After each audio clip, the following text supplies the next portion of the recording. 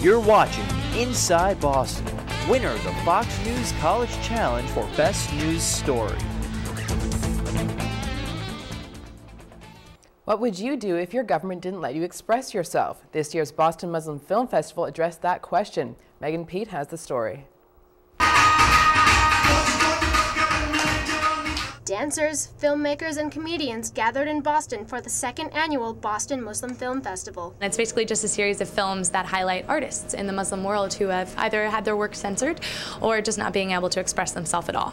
But the festival is more than just music and fun. Well, unfortunately, the media that comes out from the Middle East that shows the Muslim world is oftentimes negative and reporting on negative events. And this gives the opportunity for the Muslim community to showcase the positive events in the Muslim world. This year's theme is called Art Under Fire. I think Art Under Fire it's a great theme. I think it's a really important theme of artistic expression for Muslims. It's the idea that these artists cannot express themselves due to censorship and due to different regimes, and that's just a part of their lives that we take for granted that we can do every day, and that they are examples of art under fire. One of the films addressed the art of comedy. Stand Up told the story of 5 Muslim comedians trying to make it in New York. One of them, Tissa Hami, performed at the screening.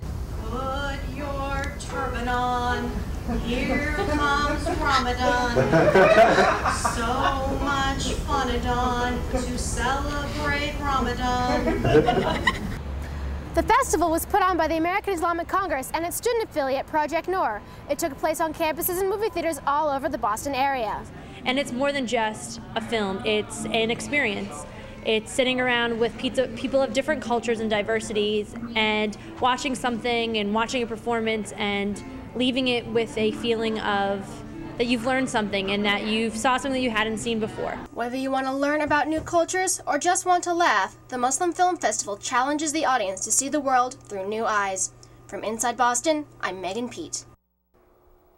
The film festival runs from October 13th through the 30th. For more information, go to www.muslimfilms.org. And now here in the studio, our own Megan Pete sits down with one of the festival coordinators. Thanks, Lauren. I'm here with Jihan Faiz. Thank you so much for being with us. Thank you for inviting me. You're welcome. So now, can you just tell me a little bit more about the people who put on the film festival?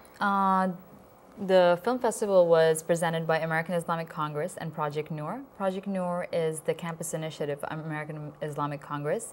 And American Islamic Congress came into being after 9/11 to promote tolerance and understanding about Muslim people. And this Muslim Film Festival actually shows how Muslim people in their countries are being thwarted, like their artistic talents are being thwarted by their own government. All right. How were these films chosen? They were chosen randomly. All right. Now, can you tell me about any other events being put on by AIC or American Islamic Congress? Yeah, actually Project Noor is the initiative which actually makes these events. And we're having several events on campus. We had a Darfur Iftar at UPenn. We are having events at Harvard, which has to do with domestic violence, sexual theater workshop. Then we're going to have a human rights talk at MIT. And we're going to also put up events at Northeastern for the AIDS Week and also Arab Awareness Week. All right. Now, can you tell me a little bit more about the mission of Project Noor? Project Noor is basically to bring about dialogue on campus between students of different cultures and between different Muslims, because there are lots of sects of Muslims, and it's basically to promote tolerance and understanding, and people who are not more secular and more open-minded, to show people that there's another side of Muslims, which is not only about praying 7 times a day. All right. Now, you said that the American Islamic Congress was founded after 9/11. Can you tell me a little bit more about, how that got started and the purpose of that? Well, the purpose was basically after 9/11, everyone had a negative perception of Muslims, and the reason for setting up AIC is so that we have events or like talks, like we have a Capitol Hill program where we talk about Middle Eastern policy and Middle Eastern human rights and women's rights to bring more awareness to those issues to American people. All right. Let's talk a little bit more about the film festival itself.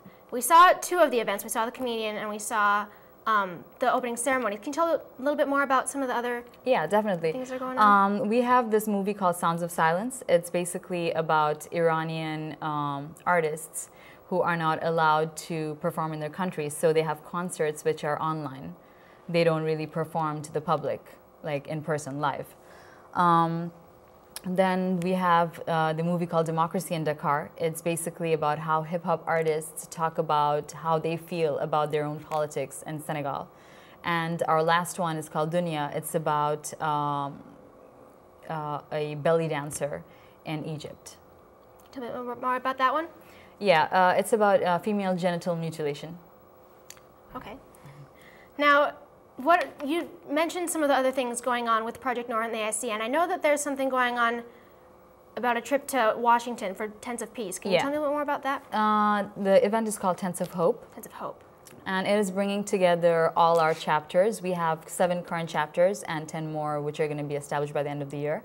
And it's basically where every community in America is building tents, and these tents are going to be sent to Darfur to serve as classrooms for students. Well, thank you so much for being with us today. I really appreciate it. Thanks for having me. You're welcome. For Megan Pete and everyone at Inside Boston, thanks for watching. I'm Lauren Hugh. For more information on our show, or if you would like to watch previous IB episodes, you can log on to our website at www.butv10.com.